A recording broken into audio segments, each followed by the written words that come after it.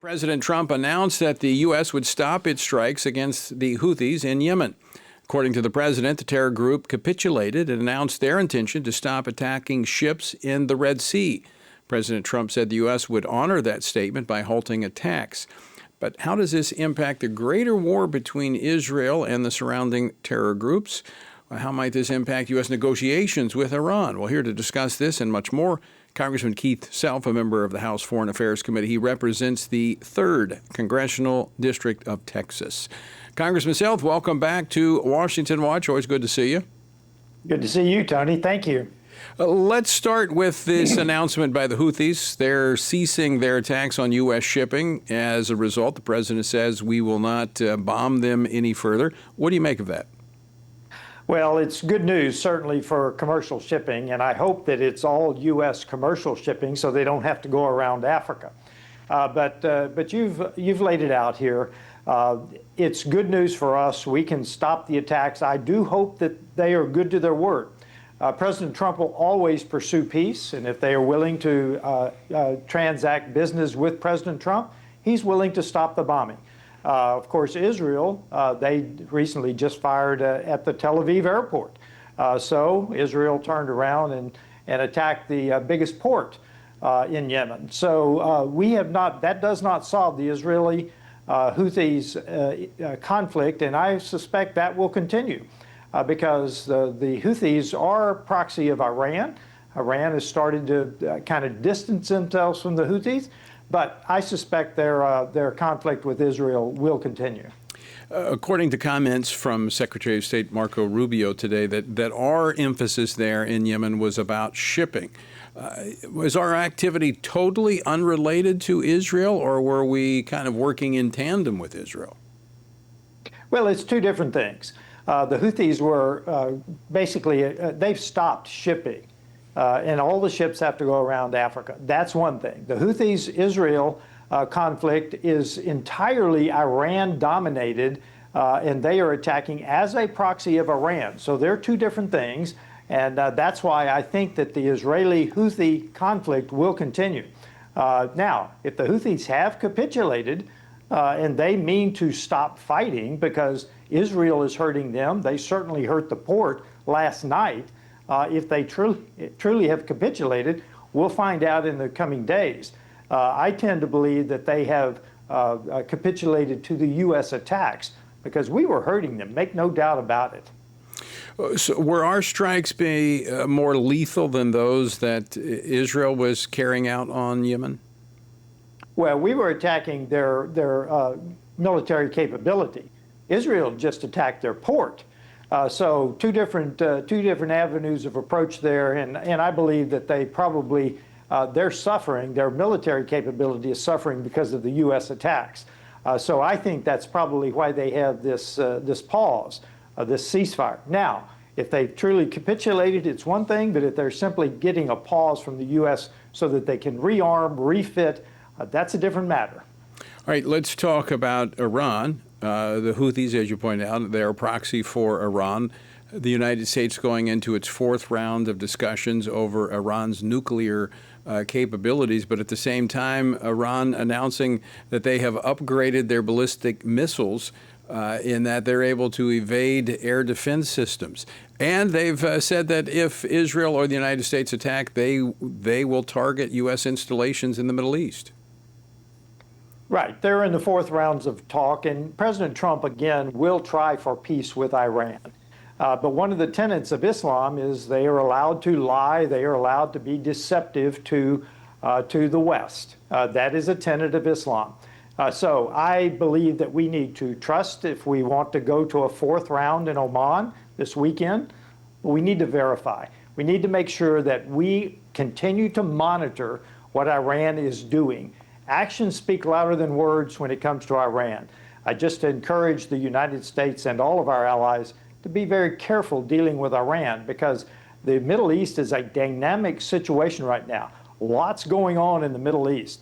Let's trust for another round, but let's verify.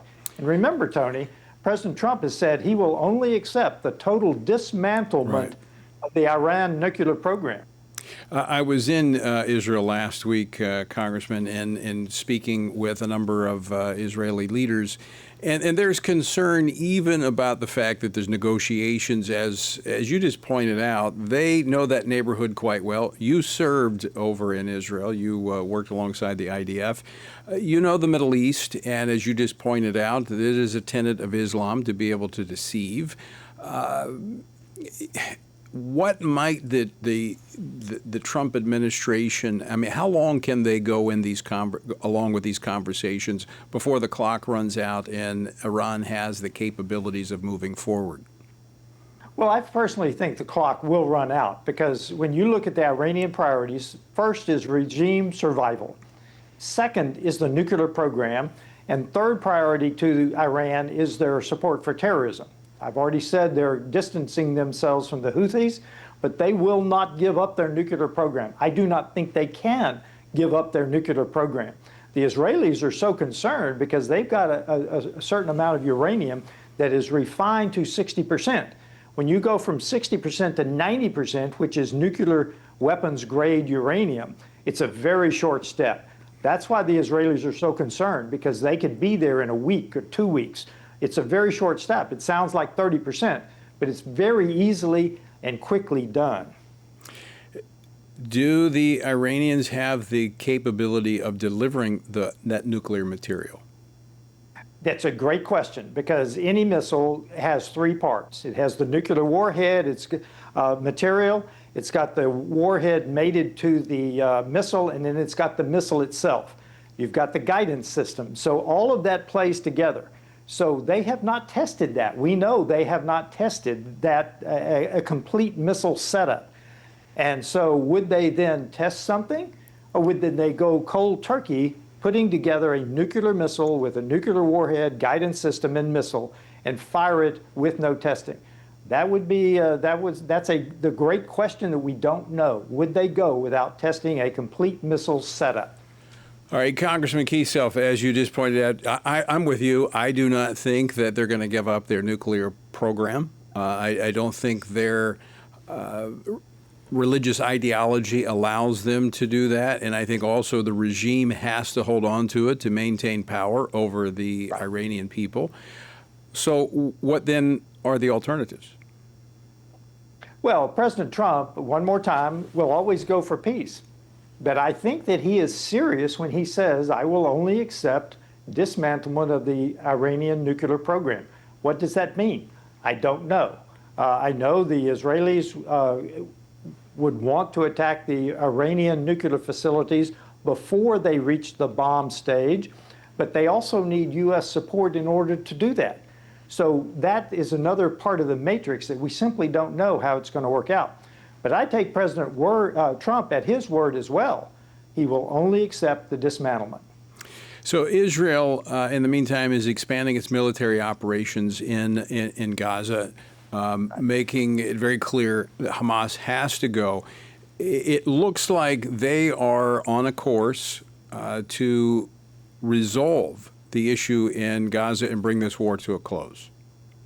Yeah, I think Netanyahu has decided that they cannot continue to wait out Hamas' return of the hostages. They have to take a stand. So he's given them until the 15th, I understand, to resolve the hostage situation. This is an easy fix. Hamas should release the hostages, both alive and dead, the bodies, and this is an easy fix, accept the ceasefire for the people of Gaza. I don't believe they will, because I believe that, just as we said about Iran, if they ever give up the hostages, they know that they are done. Israel will finish them off, clean out Gaza, and so this is another standoff that we see in the Middle East. Very common in the Middle East. I don't know how it will be resolved, but I don't believe Hamas will yield to the Israeli demand on the 15th. Congressman Keith Self, we just have a little over a minute left, and I greatly appreciate your insights on foreign policy. That's why I have you on the program to talk about these issues. Given your perch on the House Foreign Affairs Committee, looking across the landscape globally, are we right to be looking at the Middle East as the most volatile right now, or are there other things we should be watching? Well, Tony, you and I agree on the world view. the world's attention might be diverted for short periods of time to China, to Russia, to Ukraine, wherever. But world attention will never leave the Middle East totally. It is the center of what's happening around the world. You and I believe that, and I believe that to be true. No, it will always be volatile. It's been going on for millennia now. It will continue to go on. We cannot make the Middle East to look like America. It is the Middle East. It's been the Middle East since the beginning of time. It will continue to be, yes, volatile. And all the more reason to be praying. Congressman Keith Self, always great to see you. Thanks so much again for joining us today. Thank you, Tony.